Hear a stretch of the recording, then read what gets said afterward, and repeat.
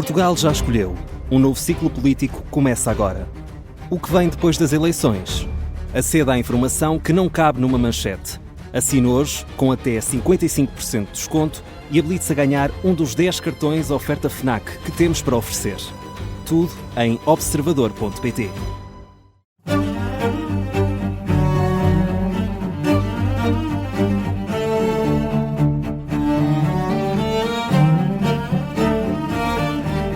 Este é o Querido Líder, o podcast da Rádio Observador dedicado à liderança. Connosco estão os nossos especialistas residentes, que têm muita experiência na formação de executivos, o Jorge Medeiros e o Milton de Sousa. E esta semana vamos falar sobre gestão de crises. Mas, como sempre, os nossos episódios abrem com o sim chefe, não chefe. Hoje a figura em análise é Richard Onson, o ex-CEO da Carillion. Eu sou Ricardo Conceição e este é o Querido Líder. Bem-vindos, Jorge Medeiros e Milton de Sousa. Milton é consultor e professor na Nova SBE. O Jorge Medeiros também dá aulas e é também consultor. E vamos aqui ao nosso primeiro segmento, o Sim Chefe, Não Chefe. E esta semana a figura escolhida é este senhor Richard Onson. Milton, é um sim chefe ou um não chefe? Bem, nós temos sempre este cuidado de tentar assegurar que somos justos na nossa avaliação. Somos sempre justos. Sempre justos, não é? E, portanto, nós não sabemos, obviamente, toda a verdade destes casos, mas temos alguma informação.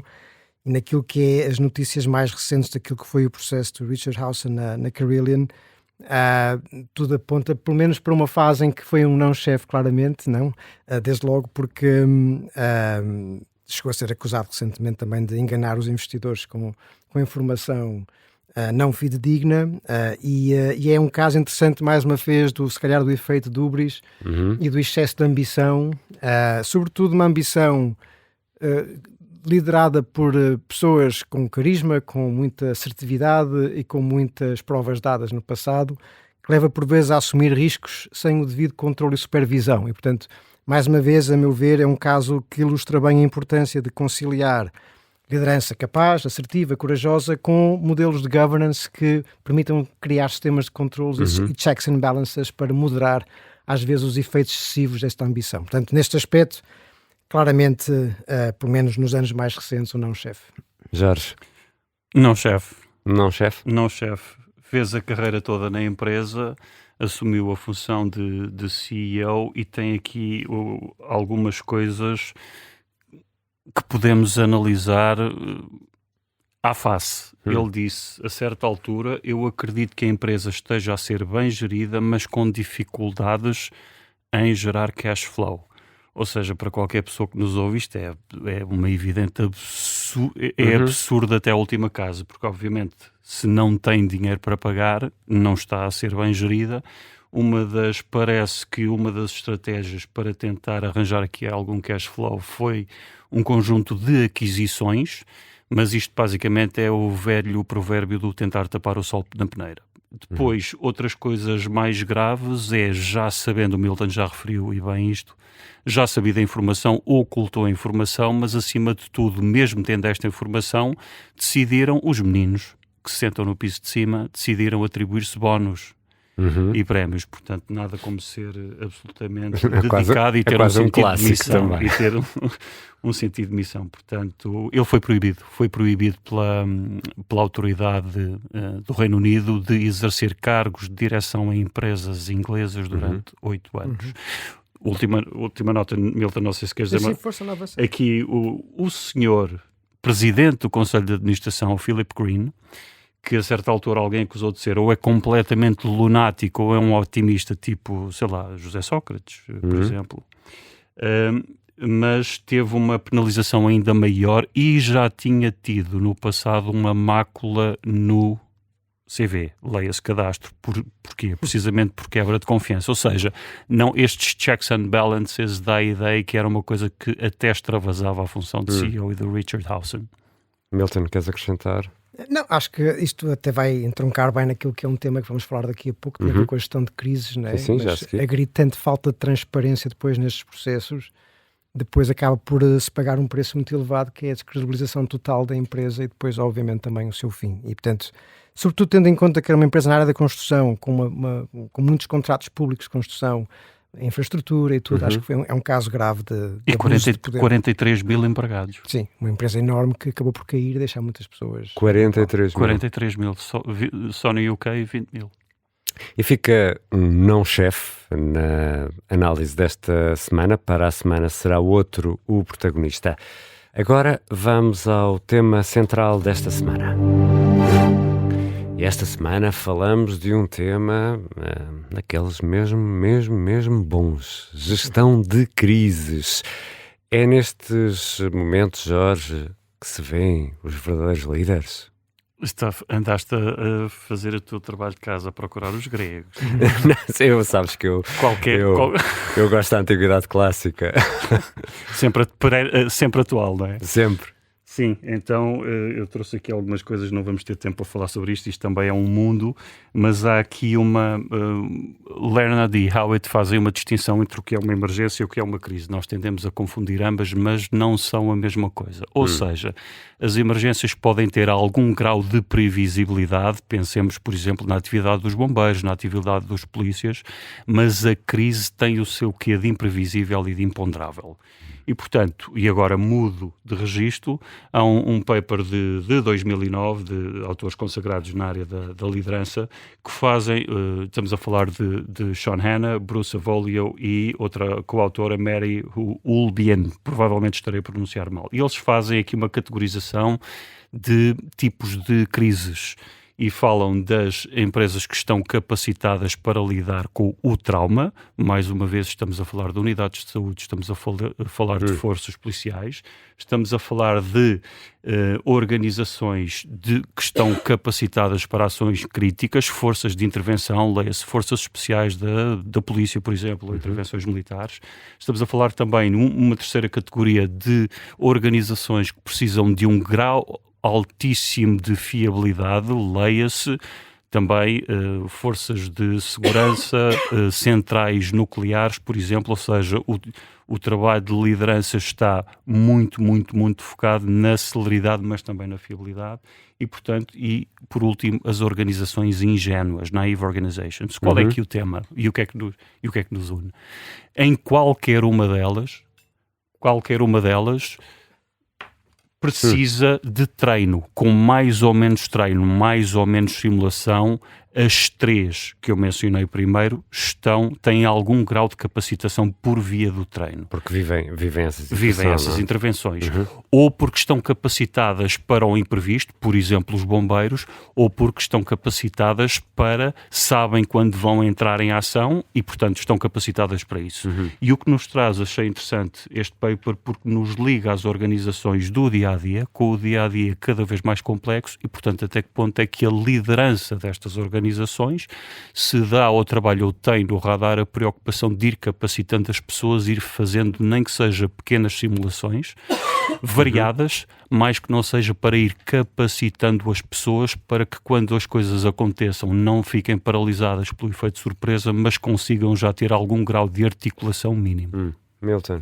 Eu aqui dava aqui uma nota adicional que tem muito a ver com aquilo que o Jorge também está aqui a falar da importância da preparação. E tu começaste por dizer aqui que se testa de facto se é um líder ou não é um líder. O que é verdade é que se calhar esse é o momento mais visível muitas vezes e esquece que os líderes que sabem lidar bem com as crises têm por trás também todo um trabalho de preparação, desde logo cenários, simulacros, simulações, o que for, para que a equipa esteja preparada para quando as coisas aconteçam. Mas há um efeito ainda mais relevante a meu ver, que é a importância da construção de uma relação de confiança mútua entre líder e liderados, para que quando as situações surjam, haja de facto entreajuda, porque o líder precisa dos liderados para o ajudar também a executar, e essa confiança é feita em registro diferente, ou seja, nas fases anteriores a uma possível crise, eu tenho que ter muita proximidade, tenho que ter muita partilha, tenho que até partilhar o poder, que é para quando for necessário assumir o controle numa situação de crise, não haver uma confiança já estabelecida antes e as pessoas conhecerem-se bem para perceber como é que podem atuar, mesmo não tendo a informação toda. A Mary Ulbien, aliás, fala muito sobre este conceito de liderança complexa, porque numa situação de crise há muita incerteza, muitas coisas que o líder não consegue determinar sozinho e vai precisar do apoio das pessoas. Mas esse apoio só é conseguido se antes, muito antes, tiver havido um trabalho de construção de confiança, de partilha de vulnerabilidade que muitas vezes é descurado. Então a liderança deve e tem a obrigação, para ser uma boa liderança, a antecipar cenários de crise. O mais possível, mas aqui Ricardo, mas aqui há um problema irresolúvel que é um custo de compromisso entre capacidade e velocidade e custo. Ou seja, nós podemos capacitar, por exemplo, o Sistema Nacional de Saúde para ter centros de saúde de proximidade em todo o país.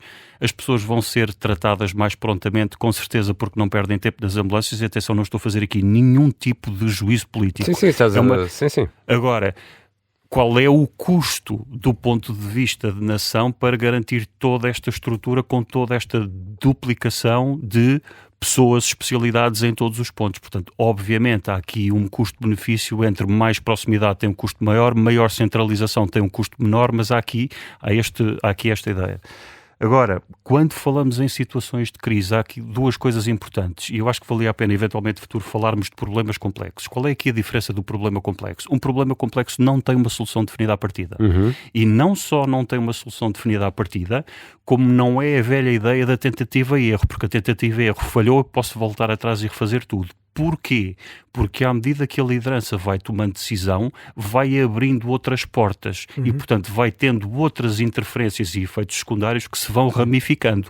E, portanto, é muito difícil de antecipar isto e em problemas complexos, especialmente quando estamos na fase de crise no terreno, a liderança deve ter já capacitado as pessoas para terem esta capacidade de diagnóstico, de ir identificando coisas que podem ser relevantes, não sabendo se são relevantes, para ir ajustando e perceber que também é feito em tempo real e como os meios são limitados, eu percebo que eu estou no terreno a precisar de meios, eu sei que não me vão dar os meios, mas eu consigo compreender que a decisão acima provavelmente foi a de recursos escassos que tiveram de ser mais bem empregues noutra localização. Aqui só para complementar o que o Jorge está a dizer, de facto há uma matriz bastante conhecida que fala desta tipificação de tipo de problemas, né? Problemas caóticos, problemas complexos, problemas complicados e problemas simples.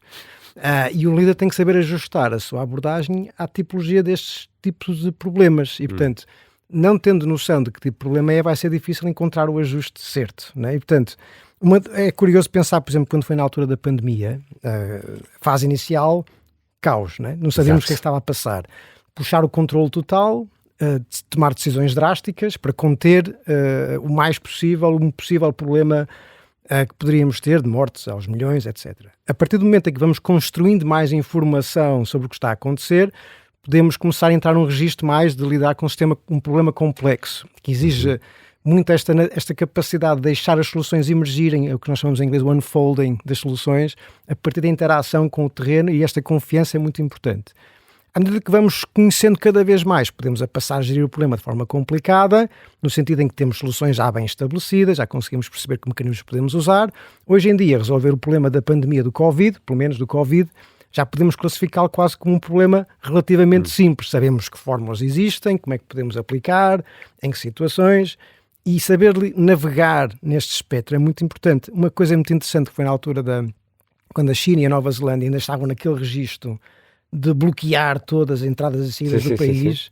Na verdade, eles estavam a abordar o problema como se ainda fosse um problema caótico, quando na verdade a maior parte dos países já tinham evoluído para uma abordagem em que isto é um problema complicado, mas que sabemos que soluções existem. Então, e agora só para fecharmos este capítulo, já até tem uma resposta que me vão dar, mas o líder tem alguma oportunidade de mostrar algum sinal de fraqueza numa situação destas?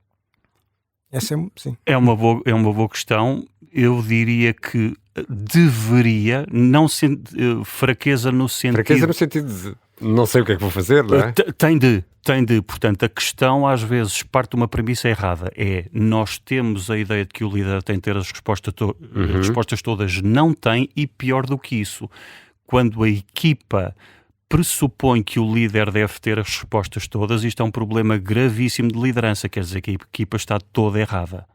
Porquê? Quanto maior o grau de complexidade, à medida que o líder vai subindo, vai tendo outra esfera de decisão em que precisa de informação que vem do terreno. Portanto, não vai ter as respostas todas, a menos que seja uma coisa que seja mais técnica, mais procedimentável. Milton.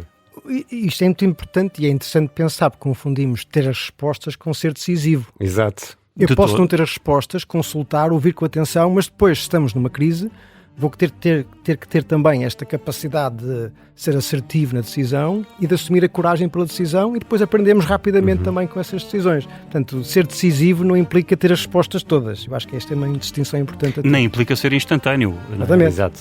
E não falámos de crises reputacionais. Acho que temos que ter mais uma vez um também tema são para as interessantes, crises. para fora e para dentro. Tenho aqui tantas notas, Ricardo. Eu acredito, mas como sempre... Deixa-nos dar mais tempo. Como sempre, fechamos aqui este primeiro episódio da semana do Querido Líder. Na quinta-feira vamos publicar a conversa com a nossa convidada desta semana. É Inês Veloso, Global Senior Director Growth and Performance da Randstad. Trabalha com 38 mercados e aqui fica um aperitivo da conversa. E o terceiro grande sonho que tenho é acabar com esta pequenez. De acharmos que somos pequeninos. Somos enormes, somos brutais, somos muito mais do que o Ronaldo, com muito orgulho de Ronaldo. E tenho imenso orgulho de conseguir viver em Portugal, de não deixar o nosso país, mas de falar, se calhar, inglês todos os dias e trabalhar para 38 países. E sou a maior promotora deste país, que teima incessantemente em dizer que é pequeno, quando somos exatamente da dimensão de uma Holanda, que tão orgulhosamente se acha enorme.